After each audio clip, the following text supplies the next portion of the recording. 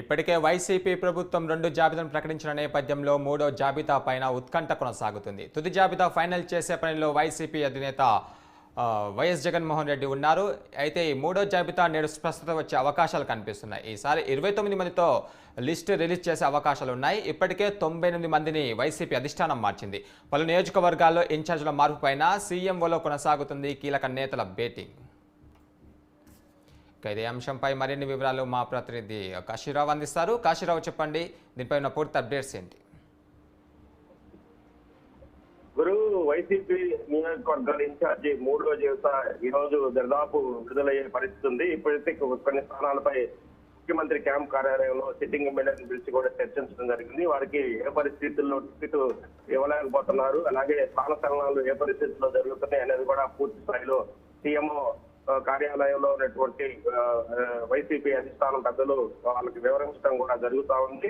ఇక సిట్టింగ్ ఎమ్మెల్యేని మార్చి ఆ స్థానంలో కొత్త వారిని ఇన్ఛార్జిగా నియమించాలని చెప్పి జగన్ భావించినటువంటి నేపథ్యంలో ఎవరి పేర్లు ఉంటాయని కూడా సస్పెన్స్ గా మారింది. ఇప్పటికే తొలి జాబితాను 12 నియోజకవర్గాల్లోనూ, రెండో జాబితా 27 నియోజకవర్గాల్లో ఇన్ఛార్జీలు నియమించిన నేపథ్యంలో మూడో జాబితాలలో కనీసం 30 మంది ఖచ్చితంగా అభ్యర్థులు ఉంటాయి, ఈ ఇన్ఛార్జీలను ప్రకటిస్తారని చెప్పి కూడా మనకి సమాచారం ఉంది. అయితే ముఖ్యమంత్రిని కొడాలి నాని, అలాగే సింహాద్రి రమేష్, పాంసారథి, పల్లేని, మత్స్యశెట్టి వేణుగోపాల్, ఇలా నసరావుపేట ఎమ్మెల్యే గోపిరెడ్డి శ్రీనివాస్ రెడ్డి ఇలా ముఖ్యమంత్రిని ప్రకటించిన వారిలో కూడా ఉన్నారు. మరీ ముఖ్యంగా అంటే ఎవరైతే టికెట్ ఇవ్వలేకపోతున్నారని ముఖ్యమంత్రి కార్యాలయం చెప్పినప్పటికి కూడా కొంతమంది అయితే అసహనం వ్యక్తం చేస్తున్నారు, అసంతృప్తులు వ్యక్తం చేస్తున్నారు. నిన్న పార్థసారథి కూడా ఇదే తరహా పరిస్థితి ఉన్నట్లుగా కూడా మనకు సమాచారం ఉంది. పార్థసారథికి టికెట్ ఇవ్వలేమని చెప్పిన అసంతృప్తి వ్యక్తం చేసి కూడా వెళ్ళినట్లుగా కూడా మనకు తెలుస్తుంది. మరీ ముఖ్యంగా ఈ వీటన్నిటిని దృష్టిలో పెట్టుకొని వైఎస్ జగన్మోహన్ రెడ్డి కొంత మేర అయితే కొంచెం అంటే అభ్యర్థుల మార్పులు చేర్పుల విషయంలో కొంత ఆచితూచి వ్యవహరిస్తున్నారని కూడా చెప్పుకోవాలి. మరీ ముఖ్యంగా ప్రకాశం జిల్లాలో అంటే ఒంగోలు సిట్టింగ్ బాలినేని శ్రీనివాస్ రెడ్డిని స్థానచలనం చేయాలని చెప్పి ముందుగా భావించినట్లుగా కూడా మనకు సమాచారం ఉంది. దాంతో పాటుగా కూడా ఒంగోలు ఎస్పీ మాగుంట శ్రీనివాసరెడ్డిని కూడా అక్కడ నుంచి స్థానం చేయాలి, అలాగే ఆయన కుమారుడు అయినటువంటి మాగుంట రాఘవరెడ్డికి కూడా వేరే టికెట్ ఆశించిన నేపథ్యంలో టికెట్ ఇవ్వలేమని కరాఖండిగా చెప్పే పరిస్థితుల్లో ఇప్పుడైతే కొంత మెత్తబడిన ధోరణి అయితే మనకు కనిపిస్తా ఉంది.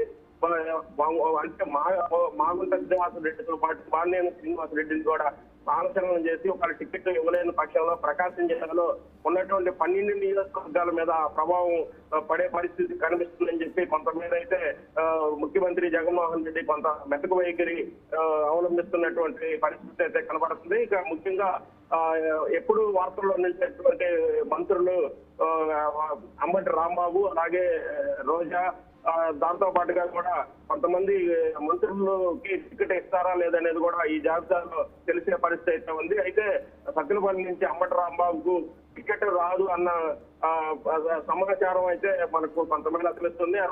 రోజా పరిస్థితి కూడా అయితే వీరిద్దరికి టికెట్లు ఇస్తారా లేదా అనేది కూడా వేచాడని మొత్తం మీద ఈ స్థాన చలనాలు, అలాగే ఎమ్మెల్యేలు సిట్టింగ్ టికెట్లు రాని నేపథ్యంలో కొంతమేర అసంతృప్తులు ఎక్కువవుతున్నటువంటి నేపథ్యంలో కొంత వైసీపీ అధినేత జగన్మోహన్ రెడ్డి కొంత ఆలోచనలో పడ్డట్టుగా కూడా తెలుస్తోంది. మొత్తం మీద ఈ రోజు సాయంత్రం వైసీపీ మూడో జాబితాలో కొంతమందికి అభ్యర్థులకి ఇన్ఛార్జీలుగా ప్రకటించే పరిస్థితి ఉంది గురు.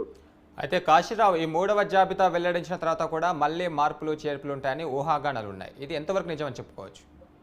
అంటే మూడవ జాబితాలో పూర్తి స్థాయిలో అంటే 30 మందిని మాత్రమే అసెంబ్లీ అభ్యర్థులుగా ఇన్ఛార్జీలుగా ప్రకటిస్తారు. ఈ 30 మందిలో ఎవరికైతే స్థానచలనం చేస్తా ఉన్నారు, అలాగే ఎవరికైతే టికెట్లు లేవు కొత్త వాళ్ళనే తీసుకుంటారు అన్న దాని మీద ఈ 30 మంది ఉంటుంది. మిగతా అభ్యర్థులను యాజిటీజ్ గా మిగతా మొత్తాన్ని ఎవరైతే సిట్టింగ్ లో ఉన్నారో వాళ్ళకే టికెట్లు కేటాయించే పరిస్థితి అయితే ఉంది. అయితే మొత్తం మీద ఏదైనా పూర్తి స్థాయిలో కసరత్తు చేసి ఇప్పుడు 30 మంది అభ్యర్థులను ప్రకటించిన తర్వాత ఇక పెద్దగా మార్పులు చేర్పులు ఉండవని చెప్పి పార్టీ నుంచి కూడా మనకు సమాచారం అందుతుంది. ఇక మనం దీన్ని తుది జాబితాగా కూడా మనం చెప్పుకోవచ్చు గురు. Thank you Kasirao.